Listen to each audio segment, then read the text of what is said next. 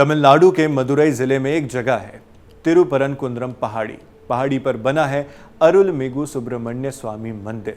यह मंदिर इसलिए खास है क्योंकि यहाँ हर साल कार्तिकेय दीपम नाम का त्योहार मनाया जाता है। इस त्योहार में एक बहुत बड़ा दीपक जलाया जाता है जिसे दूर दूर से देखा जा सकता है। पहाड़ी के शिखर पर एक पत्थर का पिल्लर है। हिंदू मान्यता के मुताबिक यही खंबा ध्वज स्तंभ है और प्राचीन काल में यही दीप जलता था। इस बार भी यहाँ दीप जलाने के लिए कोर्ट में याचिका दायर की गई। कोर्ट ने हामी भी भर दी, लेकिन राज्य सरकार नहीं मानी। क्या कहानी यहीं से बिगड़नी शुरू होती है? लेकिन सवाल यह भी है कि आखिर वहां पर दीप जलाने के लिए कोर्ट का दरवाजा क्यों खटखटाना पड़ा? मामला कोर्ट के अलावा संसद में भी पहुंचा, पर सवाल ये कि सिर्फ एक दीप जलाने का विवाद इतना बड़ा कैसे हो गया? ये समझने के लिए, सवाल का जवाब जानने के लिए पूरे मामले को शुरुआत से समझना जरूरी है।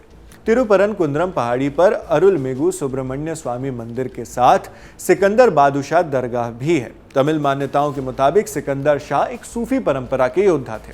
13वीं शताब्दी में विजयनगर के हिंदू राजा से युद्ध में उनकी मौत हो गई।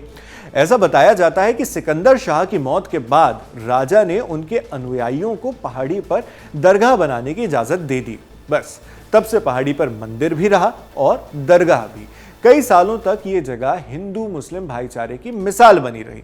कई हिंदू दरगाह पर जाकर धागा बांधते थे और कई मुस्लिम मंदिर के दर्शन किया करते थे। फिर आया साल 1994। पहाड़ी की चोटी पर फिर से दीप जलाने की मांग उठी, लेकिन राज्य सरकार ने कहा कि इससे सांप्रदायिक तनाव हो सकता है। सरकार ने ये मांग खारिज कर दी। हिंदू महासभा और दूसरे संगठनों ने कोर्ट का दरवाजा खटखटाया, लेकिन हर बार जवाब वही मिला कि शांति बनाए रखना जरूरी है, इसलिए इसकी अनुमति नहीं दी जा सकती। कई साल बीत गए, 2020 आया। कोविड के दौरान यह विवाद फिर से चर्चा में आ जाता है। राम रविचंद्रन नाम के एक हिंदू कार्यकर्ता सामने आए।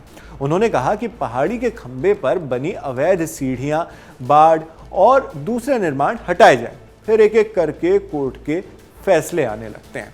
साल 2022 में मद्रास हाईकोर्ट ने दरगाह में होने वाली पशु बलि पर रोक लगा दी। साल 2025 में आइए, हिंदू मक्कल काची के महासचिव राम रविचंद्रन ने फिर से कोर्ट में एक याचिका दायर की। मांग फिर वही, कार्तिकेय दीपम में पहाड़ी पर दीपक जलाया जाए। तर्क दिया गया कि यह तमिल हिंदू संस्कृति का हिस्सा है और दरगाह के अधिकारों का उल्लंघन नहीं करता। राज्य सरकार ने इस याचिका का विरोध किया, लेकिन 1 दिसंबर 2025 को मद्रास हाईकोर्ट के जज जस्टिस GR स्वामीनाथन ने आदेश दिया। उन्होंने कहा, यह रिवाज प्राचीन है और मुस्लिम भावनाओं को ठेस नहीं पहुंचाएगा। जिस खंभे पर दीप जलना है वो मंदिर की जमीन में आता है, दरगाह की संपत्ति से उसका कोई लेना देना नहीं।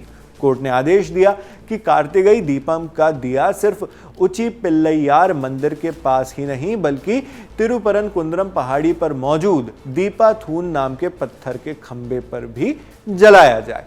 जज ने इस रस्म को मंदिर का वैध अधिकार माना और इसे सुरक्षित माहौल में पूरा करवाने के लिए प्रशासन को सुरक्षा देने का निर्देश दिया। हाईकोर्ट का निर्देश था।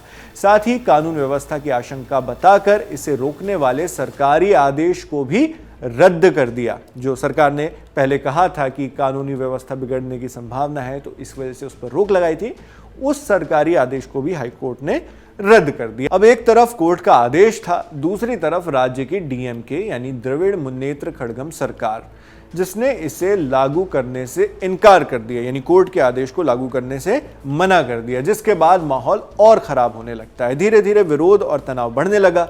कई जगह टकराव भी देखने को मिले, कई लोग घायल हुए। तमिलनाडु की DMK सरकार ने इसे बीजेपी का षड्यंत्र बताया, यानी जो सब चीजें चल रही थी उसे बीजेपी का षड्यंत्र बताया, जबकि वादी पक्ष, जो पिटिशनर का पक्ष था, उसने इसे परंपरा की जीत माना। इसी माहौल में 9 दिसंबर को DMK ने लोकसभा स्पीकर ओम बिरला को 120 सांसदों के साइन के साथ एक महाभियोग नोटिस भेजा। ये नोटिस कॉन्स्टिट्यूशन के आर्टिकल 217 और 124 के आधार पर दिया गया था।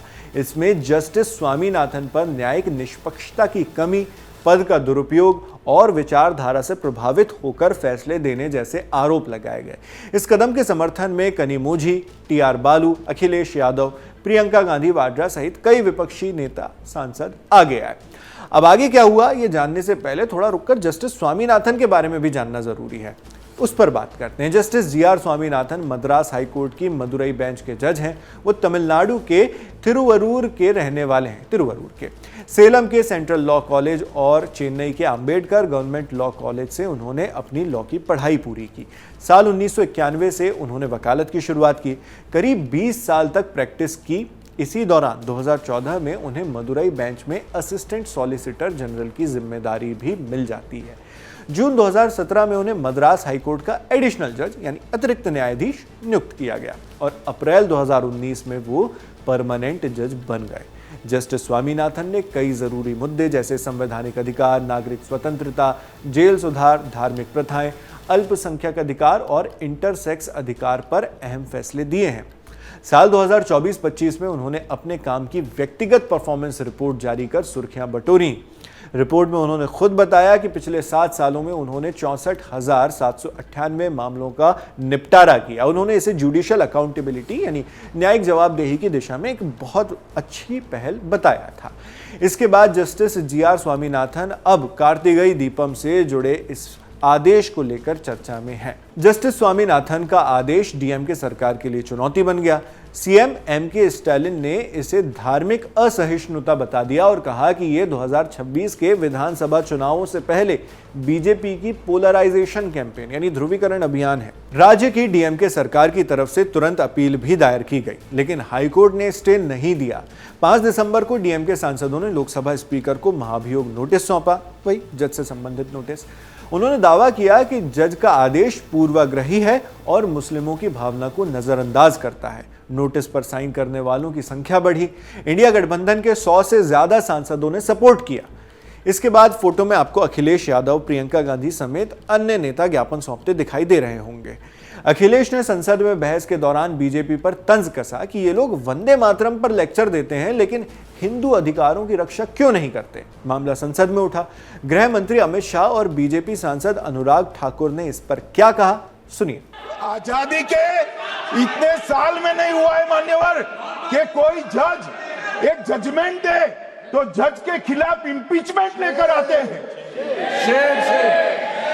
अपनी वोट बैंक को एड्रेस करने के लिए इंपीचमेंट लेकर आते हैं मान्यवर। और ये सारे ने तो साइन कर दिया, साथ ही साथ उद्धव जी ने भी साइन कर दिया। उद्धव जी, जजमेंट क्या है? एक पहाड़ी पर मान्यता है कि हाँ सबसे ऊपर दिया जलाया जाए। मान्यवर, ये वोट बैंक को संभालने के लिए एक हाईकोर्ट के जज के सामने इंपीचमेंट लेकर आए हैं। देश की जनता उनको मदद नहीं करे।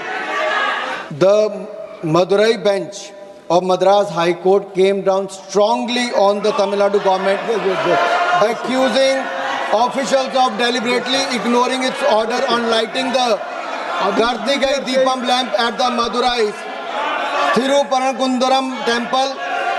Sir, there are lathis for the devotees. Hindus are lathi charged. Despite the court order, they are not allowed.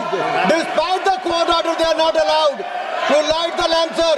Sir, my issue is if there is the Stalin Sarkar, their court came down heavily. They slammed the Stalin Sarkar. I have given. I would like to put it on record. To your party Why the member police also. is acting in this manner? गठबंधन नेताओं के इस विरोध पर Delhi high court के retired जज SN. Dhingra ने कहा कि हमारे सांसद इस हद तक गिर गए हैं कि अब वो जुडिशरी को निशाने पर ले रहे हैं। उन्होंने इस आदेश पर और क्या क्या कहा है वो भी सुनिए। ये गलत बात है और इम्पीचमेंट प्रोसीडिंग तो बन ही नहीं सकती। बन सकती होती तो और बात है, क्योंकि इम्पीचमेंट प्रूवन मिसकंडक्ट पर है या इनकैपेसिटी पर है। ना तो इसमें कोई प्रूवन मिसकंडक्ट है ना इनकैपेसिटी है। एक न्यायाधीश ने जजमेंट दी, अगर किसी को तकलीफ है तो ऊपर जाए। इसीलिए ये कहा गया है कि न्यायाधीश गलत जजमेंट दे सकता है जो आपको गलत लगती है, जो वो जानबूझकर गलत नहीं देता, लेकिन आपको गलत लगती है तो ऊपर जाइए, हाई कोर्ट की डिवीज़न बेंच में जाइए, सुप्रीम कोर्ट जाइए, तो जजमेंट वो करेक्ट कर देंगे। लेकिन आप इम्पीचमेंट प्रोसीडिंग कैसे ला सकते हैं? ना तो ऐसा कोई प्रोविज़न है, ना ही ये बनती है। इस पर सिर्फ जज या सांसदों के ही बयान नहीं आए हैं, बल्कि बीजेपी नेता अन्नामलाई कुप्पुसामी ने भी इस पर कमेंट किया है। 5 दिसंबर को दिए अपने बयान में अन्नामलाई ने कहा था कि साल 2005 में इस्लामिक कम्युनिटी खुद ही दीप जलाने के लिए राजी हो गई थी।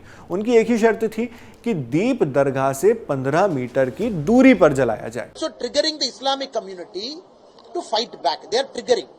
If you look at in 2005, when a peace committee meeting was called in the local RDO office, we can see the Islamic community agreeing for lamp lighting in Deepatun. The Islamic community, Dargah people have signed here. They have agreed to this. They said that only condition is they should light a lamp which is 15 meter away from Dargah. The Deepatun is 50 meter away from Dargah. 2005. They have signed it in front of RDO peace committee meeting. Now they are saying the Islamic community was forced to sign in 2005. We will not agree. इसी तरह ये मामला तमिलनाडु की सियासत के केंद्र में होने के साथ साथ कोर्ट के रास्ते संसद तक पहुंच चुका है, मगर अभी भी केस अदालत में तो लंबित है ही। इस पेंडिंग केस पर कोर्ट आगे क्या करता है, फैसला किसके पक्ष में जाएगा, ये देखना भी बाकी है। जो भी फैसला होगा या जो भी बड़े अपडेट्स आएंगे हम आप तक इसी तरह पहुंचाते रहेंगे। बाकी आप इस पूरे मामले पर क्या सोचते हैं, हमें कमेंट बॉक्स में लिखकर जरूर बताएं। आपके लिए तमाम जानकारी जुटाकर इस वीडियो की स्क्रिप्टिंग की है हमारी साथी रक्षा ने। मैं हूं शेख नावेद, देखते रहिए दिल अलन टॉप।